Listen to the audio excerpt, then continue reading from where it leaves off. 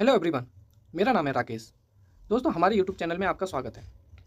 दोस्तों, आज का मैं टॉपिक से लेकर आया हूँ इंडियन ज्योग्राफी में एक महत्वपूर्ण टॉपिक्स फॉरेस्ट। आइए चलते हैं इससे क्या क्या क्वेश्चन बनते हैं। दोस्तों, आपसे निवेदन है हमारी वीडियो को ज़्यादा से ज़्यादा अपने दोस्तों में शेयर करें।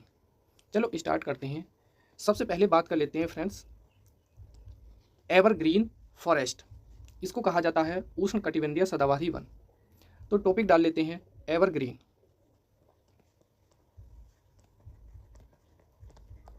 एवरग्रीन इसको कहा जाता है सदाबहारी वन।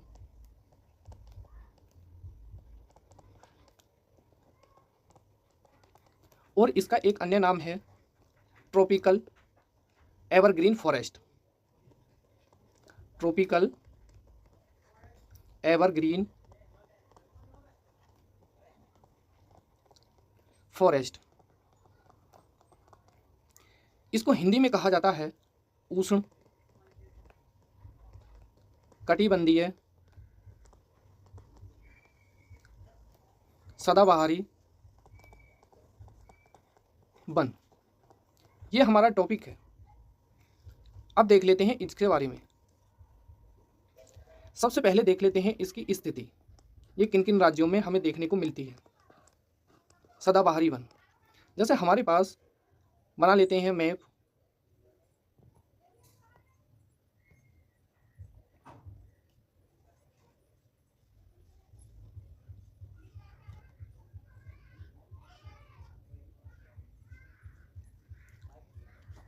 ये इंडिया का मैप है। देख लेते हैं किन किन राज्यों में ये सदाबहारी वन देखने को मिलते हैं। देखो, ये होता है हमारे पास पूर्वी घाट, ये वाला एरिया। और इसको कहा जाता है पश्चिमी घाट। पश्चिमी घाट, ये दो घाट हैं, पश्चिमी घाट और पूर्वी घाट। तो पश्चिमी घाट में यहाँ पर पड़ता है कोंकण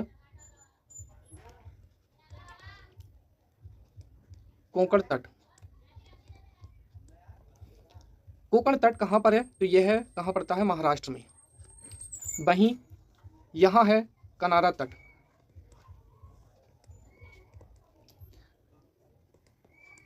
और ये जो तट है ये कहाँ पर है? तो यह है कर्नाटक के अंदर। और यहाँ पर है केरल, मालाबार का तट। ये कहाँ पर है? तो यह है केरल में। अब कुछ देखने को यहाँ मिलते हैं। यहाँ है, देखो, मेघालय पूरब में। मेघालय में देखने को मिलता है। और यहाँ पे है मिजोरम। कहाँ पे है दोस्तों? ये है मिजोरम। और इससे ऊपर आता है यहाँ मणिपुर। और इससे ऊपर आता है यहाँ नागालैंड।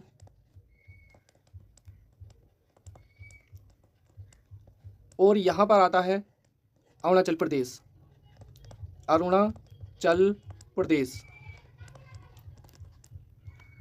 ये पूर्वी घाट में अरुणाचल प्रदेश, नागालैंड, मणिपुर और मिजोरम और मेघालय, इन राज्यों में सदाबहारी वन देखने को मिलते हैं।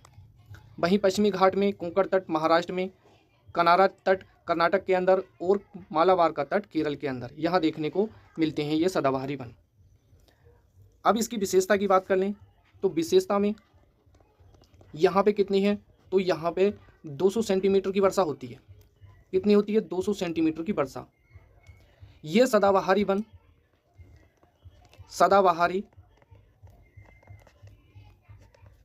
पूरे भारत की बात करें तो पूरे भारत के भूभाग पर कितने परसेंट हैं? तो केवल कितने परसेंट है? ये 7% हैं। वहीं कुछ अंडमान निकोबार में भी देखने को मिलते हैं। जैसे हमारी श्रेणियां होती हैं, जैसे यहाँ पे हमारा इंडिया का नक्शा था, तो यहाँ इस क्षेत्र में कहा जाता है ये अंडमान निकोबार द्वीप समूह। तो यहाँ देखने को मिलते हैं अंडमान निकोबार द्वीप समूह में भी ये सदाबहारी वन देखने को मिलते हैं।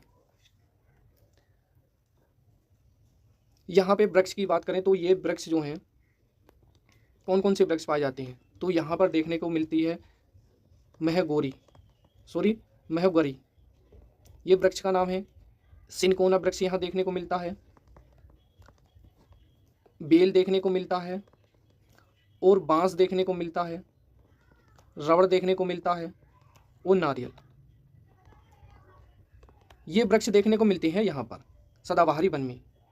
ये क्या है, ये सदाबहारी वन जो होते हैं ये सबसे पहले पत्ते तो गिराते नहीं हैं, पत्ते नहीं गिराते हैं। और ये क्या होते हैं, ये होते हैं घने, घने सबसे ज़्यादा होते हैं। और इनकी लकड़ियाँ जो होती हैं ये अत्यधिक कठोर होती हैं।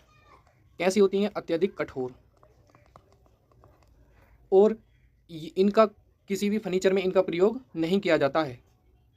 ये सदाबहारी वन है। अब टॉपिक डाल लेते हैं ट्रॉपिकल डेसिडस फॉरेस्ट। दूसरे नंबर पर जो हमारे वन आते हैं ये आते हैं ट्रॉपिकल डेसिडस फॉरेस्ट। इसको कहा जाता है हिंदी में उष्ण कटिबंधीय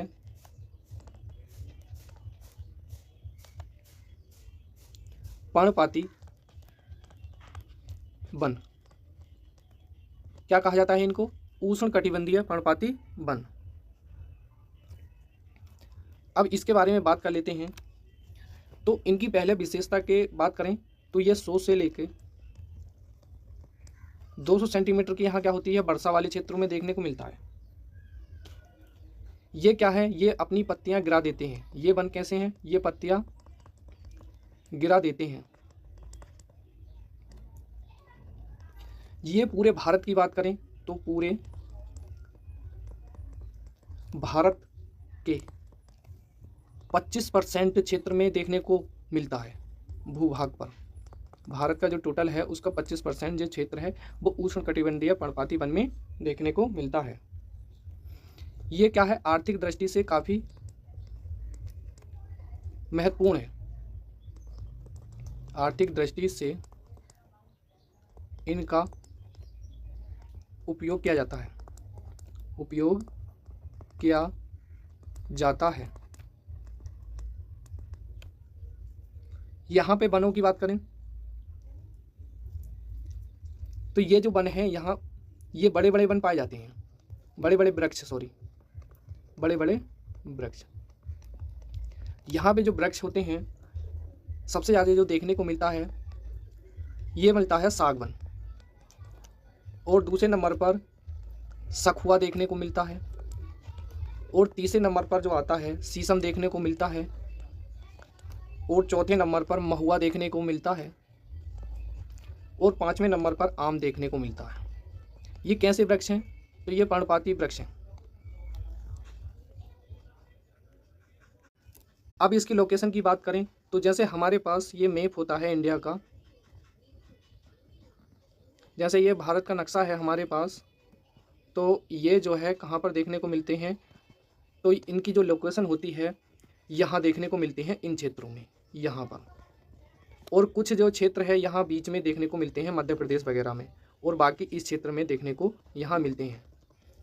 जैसे अब इनकी बात करें तो राज्य में यूपी यानी कि उत्तर प्रदेश में देखने को मिलते हैं, बिहार में देखने को मिलते हैं, और झारखंड में देखने को मिलते हैं,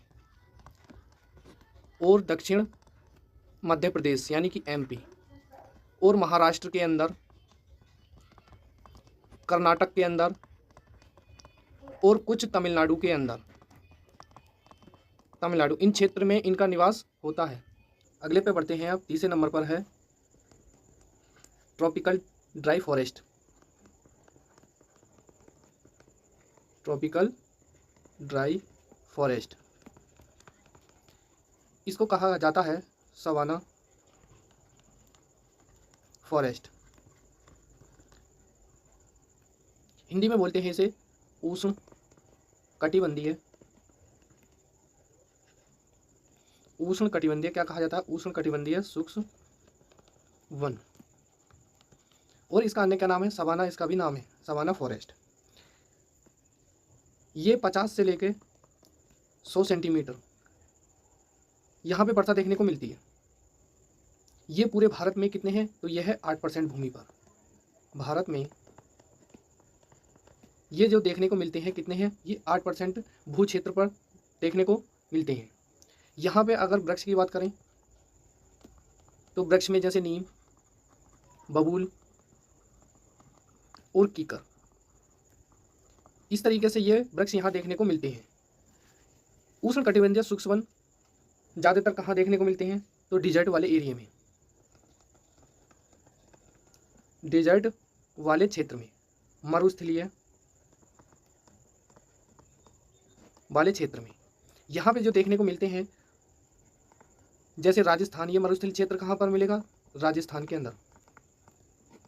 यहाँ पे खेजड़ी, कीकर, कैक्टस, नागफनी जैसी वनस्पतियाँ यहाँ देखने को मिलती हैं, या कटीली झाड़ियाँ, यहाँ इस तरीके की वनस्पतियाँ देखने को मिलती हैं डेजर्ट वाले मरुस्थल वाले क्षेत्र में। अब इसके लोकेशन की बात करें तो हमारा जैसे ये प्यारा भारत है, तो यहाँ पे क्या है, गुजरात, और गुजरात से ऊपर है राजस्थान यहाँ देखने को मिलते हैं। ज़्यादातर राजस्थान के अंदर, पूर्वी राजस्थान में ये डेजर्ट एरिया है। यहाँ पे कौन सी वनस्पति पाई जाती है, तो यहाँ पे सावाना फॉरेस्ट यहाँ देखने को मिलते हैं। और वहीं पश्चिमी की बात करें तो पश्चिमी राजस्थान में तो यहाँ देखने को मिलते हैं ये डेजर्ट फॉरेस्ट। अब बढ़ते हैं अगले पर। अब बात कर लेते हैं मैनग्रोव फॉरेस्ट। मैनग्रोव फॉरेस्ट, इसको हिंदी में भी क्या कहा जाता है, तो मैनग्रोव वन, या इनको क्या कहा जाता है, इनको कहा जाता है डेल्टाई वन, या दलदली वाला इलाका भी इनको कहा जाता है। ये मैनग्रोव की उत्पत्ति नदियों के द्वारा बनाए गए, क्या है, नदियों के द्वारा बनाए गए डेल्टाई क्षेत्र हैं। मैनग्रोव वन कैसे बनते हैं, तो ये नदियों के द्वारा। बात कर लेते हैं दुनिया में सबसे अधिक जो लंबा है और बड़ा है वो कौन सा है, तो ये है दुनिया में गंगा ब्रह्मपुत्र का, दुनिया में सबसे बड़ा वन या डेल्टाई वन कौन सा है, तो यह है गंगा ब्रह्मपुत्र वाला क्षेत्र। अब जैसे हमारा क्या है, ये इंडिया है, तो यहाँ पे क्या है, पश्चिमी बंगाल, तो पश्चिमी बंगाल में ये गंगा इधर से आती है और ब्रह्मपुत्र ये अरुणाचल होते हुए इधर से होते हुए यहाँ पे मिल जाती है, और ये एक महान सुंदरबन का डेल्टा का निर्माण कर देती है, सुंदरबन का डेल्टा। यहाँ पे कैसे वृक्ष पाए जाते हैं, तो यहाँ पे वृक्ष पाए जाते हैं सुंदरी नामक वृक्ष यहाँ पे देखने को मिलते हैं। वहीं अब बात कर लेते हैं माउंटेन फॉरेस्ट की। ये इनको कहा जाता है पर्वतीय वन। ये दो प्रकार के होते हैं, पहले नंबर पर हिमालयन रीजन, कौन सा वाला, हिमालय वाला क्षेत्र, और दूसरे नंबर पर वेस्टर्न वाला क्षेत्र, वेस्टर्न घाट। अब हिमालय वाले जो होते हैं, जैसे ये मान लेते हैं, ये क्या है, ये 0 मीटर है, यहाँ पे कुछ ऊपर, यहाँ से फिर ऊपर, ये क्या है, वृक्ष रेखा, इसको कहा जाता है वृक्ष रेखा। यहाँ पे ये जो ऊंचाई है फ्रेंड्स, ये जो है यहाँ पे वृक्ष वाले रेखा पे, और इस वाले क्षेत्र को क्या कहा जाता है, यहाँ अल्पाइन वनस्पति पाई जाती है, वनस्पति। और वृक्ष रेखा से ऊपर की जो ऊंचाई होती है वो कितनी है, 4800 मीटर की। और इस वाले जो क्षेत्र होता है, ये वाला जो क्षेत्र होता है, ये होता है 5100 मीटर का। ये क्या है, यहाँ पे कुछ भी पैदा नहीं होता, ये क्या होता है, ये बर्फीला क्षेत्र है। यहाँ बर्फ़ अधिक होती है यहाँ पर। तो फ्रेंड्स, आज की वीडियो केवल इतनी ही रहेगी। जल्द ही इससे अगला टॉपिक से लेकर आऊँगा।